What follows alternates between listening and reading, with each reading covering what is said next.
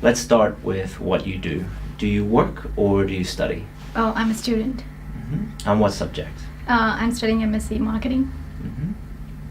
And why did you choose that subject? Oh, because analytics is big now. Big data is everywhere. And I had a previous experience in SQL, so I decided to come here and study analytics. And what do you hope to do with that degree after you finish? Oh, I hope to work as a data scientist in the future, yeah. Why? Like I said, like big data is everywhere, and I really like SQL and data. I like everything about data. So this degree gives me the opportunity to study it in more detail than I knew previously. So I think, yeah, it is a good opportunity to start a career in data analytics and data science. Okay, now let's talk about your free time. What do you like to do in your free time? Since the past year, I haven't really had too much free time, but usually I just like to read, travel, talk to, like meet my friends, and I also volunteer during the weekends. And do you prefer to spend your free time indoors or outdoors? Depends on the weather. If it's raining, I don't like to go outside, but most of the time, yeah, I would like to go outside that rather than stay in my room. And what did you like to do in your free time when you were a child? Oh, I used to read a lot. Just keep reading books all the time. So I never used to like go out and play much. I used to get scolded a lot by my parents, like go out and play with kids your age, but I always used to stay indoors and read. And what are you going to do in your free time this weekend? Oh, this weekend, like I said, I volunteer. So I volunteer at the Macmillan Cancer Support. So I would be going visiting patients and providing counseling to them. Good. So now let's talk about travel. Do you like to travel? Yes, I do. Why? Because I like getting to know other countries, their culture, how people live, like what they like, stuff like that. It's interesting to me. And where is a popular tourist destination in your country? Oh, in my country, people mostly like to go to Europe because it's like colder, and I come from a very warm country, so it's like a pleasant change for them. So most of us would like to go to America or anywhere in the Europe where it's colder. Is traveling abroad very popular in your country? Oh yes, it is. It is quite popular. So people mostly go travel during the summer, but it's always summer in India. So yeah, I think movies have a huge role to play in it because they show all these destinations where there's snow-covered mountains and all, and that's very fascinating for us because we don't really get snow, at least not where I come from. And where would you like to travel to in the future? Oh, there are still a lot of places in India that I haven't seen, so I might go out there as well. And I really like Bali. So Bali and Greece, yes. So I'm going to give you a topic, and I'd like you to talk about that topic for 1 to 2 minutes. You'll have 1 minute to prepare before we begin, and you can make some notes. Do you understand? Yes. Okay.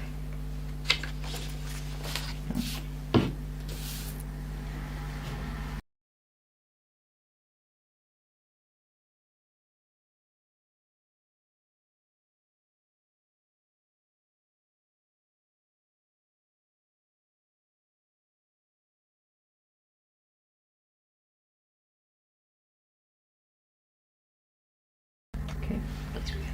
Okay.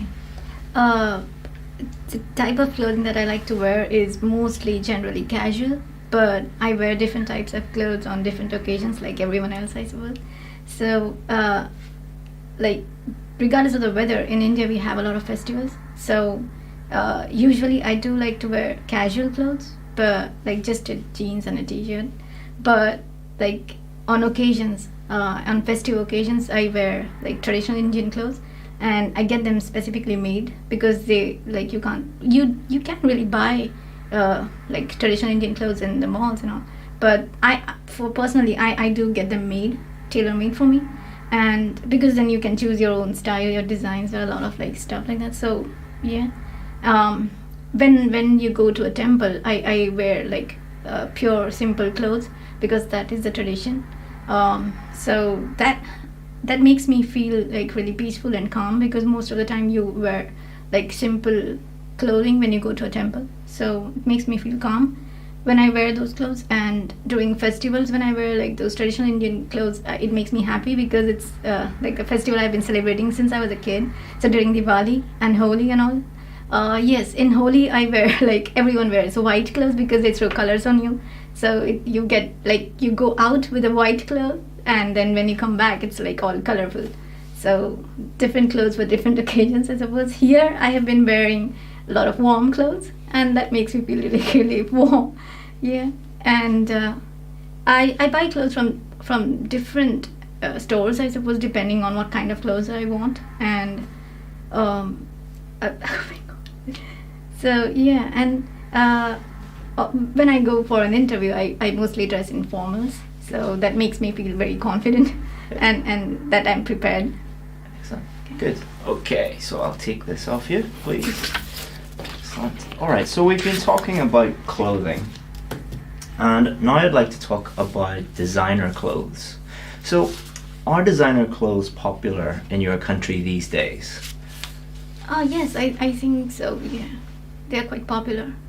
It depends on like the person actually. Like people, designer clothes are usually very expensive. So only a people of certain socioeconomic class can buy those clothes. So they are popular in certain segments of the society. Yes. And why do you think people buy designer clothes? Oh, I think because it has a social status attached to it. So when you're buying, like when you're wearing a specific label, the people recognize it, and then it shows like what kind of class you belong to, and it is a huge thing in India, I think. So I think it's because of that. It shows like you are from a different class of society, and it shows your affluence, I think. You can flaunt your affluence that way. Mm-hmm. Maybe that. So now let's talk about working clothes. Do you think you can judge someone based on the kind of clothes they are wearing at work? I personally don't, but I think there is a certain image attached to what you're wearing, and people build up perspectives about how someone is based on what they're wearing, I think. But personally, I don't. And should people be forced to wear certain clothes in work? Well, they shouldn't be forced, but I think ever since like we were young, we are told to wear certain clothes in certain settings because it's appropriate. So in schools we wear uniforms, and we are trained that way. When we go to a temple, we have a certain set of clothes. When we have festivals, we have a certain set of clothes. So I think when we are trained to dress in a certain way in a certain setting, you get used to it. So I don't think it's like people are forcing you to wear like formal clothes in an office setting. But it's a tricky one. Well, I don't think someone should be forced, but as individuals, we should be aware enough of what not to wear in an official setting. So we should make that decision by ourselves, so you don't feel like you're forced to do it. And how have work clothes changed in the last couple of decades? I think it has become less formal now in a lot of settings. Like I think companies like Google have made it really popular to where like engineers, they're like smartest of people, they just go to office wearing casual clothes, just in a t-shirt and jeans, which is very casual. And they lay more importance on your work ethic, like how you work and how much you contribute, rather than what you wear.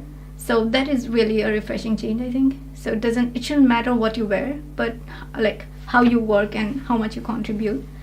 So I think times are changing and people are really getting more relaxed about what you wear. Okay, that's the end of the test. Well done. Thank you. So the speaking test has 4 criteria. So pronunciation is number 1. Then we have lexical resource, which is just another way of saying vocabulary.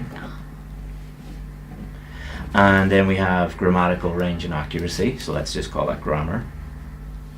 And then we have fluency and coherence. Okay, so let's start off with pronunciation. So I could understand 100% of what you were saying, which is very, very important. If the examiner couldn't understand 100% of what you were saying, then they probably would give you at least a 6 or below for pronunciation, but I could understand 100% of what you were saying. You do have a tiny little bit of, we call accent interference, but that didn't stop me actually understanding what you said at any time. It was very, very easy to understand what you were saying. Now, we'd also think about higher level pronunciation features, things like intonation, sentence stress, word stress, connected speech, and you're actually at a very high level in terms of the higher level pronunciation features. So for pronunciation, I would give you a band 8, because I can understand 100% of what you're saying without any effort whatsoever, and you have a very strong use of those higher level pronunciation features. In terms of vocabulary, your accuracy is very, very good. You rarely slip up in terms of your accuracy for vocabulary, and your range is also very, very good. You have some topic-specific words for nearly everything that I ask you for. You're not searching for vocabulary. You know you can access the vocabulary very, very easily and use that very, very well. I think for you, if you were to do the IELTS test again, I would encourage you during your preparation to take some more chances with vocabulary and maybe show how broad your vocabulary actually is, because I think your vocabulary is much, much broader than what you actually showed there today. But we didn't give you any coaching or anything like that before we did this. But next time I would just try and during your preparation to take some more chances, but in the real test, you use the 100% rule. Only use vocabulary that you're 100% sure about. And grammar, you had a couple of very small slips, but the vast majority of your grammar was 100% accurate. Nearly all error-free sentences. You used a wide range of structures, complex sentences, simple sentences. You had no problem with tenses, so I asked you about the past, the present, the future. I asked you how things have changed since, how they changed over the last few decades. You had no problem with any of those tenses. So your grammar is probably your strongest point. I have no worries really with your grammar. You had a couple of little small problems, but that is totally natural. Even native speakers have little slips. So for your grammar, I would give you a band 8 as well, and for your vocabulary, I would also give you a band 8. But that would be something that I would, if you were to do the test today immediately, you might get a 7 for vocabulary if you didn't show the range of vocabulary that you're capable of. So if you were to do the test tomorrow, I would say, just use some more advanced adjectives and nouns and show how good your vocabulary actually is. Your fluency is also very, very good. You don't speak with any noticeable effort, so you don't have to think about the grammar or the vocabulary. Linguistically, you're very advanced, so that doesn't affect your fluency, and you're able to speak without much effort at all. However, the one thing that I would say is your not your weakness, but this is something that many advanced students like you are not aware of, is that you need to develop your answers as much as you can, especially for part 3. So part 1, they're just normal everyday questions about yourself, but you were giving sometimes one word or just a few word answers. So I often had to say, like, why is this? So I said, what are you studying? And you just said, I'm studying this. And why do you like that? So if we were having a normal conversation, no problem, because that's totally normal to say that. But remember, you're in a test and the examiner has to judge your pronunciation, your vocabulary, your grammar, your fluency. So just one word answers, they don't have enough data to go on, really. They teach us differently in India then. They teach you differently? Yeah. What do they say? Because I have a tendency to just go on until they stop me, because that's what I saw on YouTube videos. But then they told me just answer the question. Don't go off on a tangent. Yeah. So I just stick to that. I think that's a few different things. So one, going off on a tangent, you shouldn't do that because you're going to lower your score for coherence. And because coherence is did the answer make sense? So if I ask you about clothing and you start to talk about your favorite music, that's a problem. What your Indian teacher was probably referring to might have been that, but it could also be that certain students just talk on and on and on and on as much as possible. And in part one, I know this is frustrating advice, but not too short, not too long. So what does that mean? So too long, the problem with that is the examiner has to ask you a range of different questions, so they will keep stopping you. And often students will be like, oh, what did I do? Did I do something wrong? And they will get very flustered. So a good teacher should not tell you, just keep talking on and on and on and on, especially for part one. So a good way to answer part one questions is answer the question and then give a little bit more detail or an example or an explanation, just a little bit more information for the examiner to judge your answer on and understand your answer fully for that question. So I don't like giving exact number of sentences because then people are thinking about number of words and number of sentences. But for example, what do you study in university? I like to study data science, or I like to study business because, and then explain why you like it. Or what would you like to do in the future? I would like to be a data scientist because I really blah blah, you like this, you like that. Or I would love to work for Google because my brother works for Google, or something like that, a real example. Part two, you did very, very well in terms of coherence because you spoke for the full 2 minutes, and you had a little slip at the end, but that's no big deal. The examiner is not judging you on one little slip. They're judging you on your whole performance, and you did very, very well for part two. Part three is the part where you really do need to develop your answers, because part one is just questions about you, whereas part three are more abstract questions about ideas in general. So I didn't ask you, what are your favorite clothes? I asked you, why do people buy designer clothes? Like a more abstract question. So that requires you to answer the question and then develop your answer, provide reasons for your answer, provide explanations, and then you could also develop by giving some examples. So one way you could immediately improve your coherence would be to throw in some examples in there. So for example, let me have a look at the question that we asked you. Let me give you, got it here somewhere. So the last question was, how have work clothes changed in the last few decades? And you talked about Google, and that was really good. You could also maybe talked about 20 years ago, what were software development companies or tech companies like.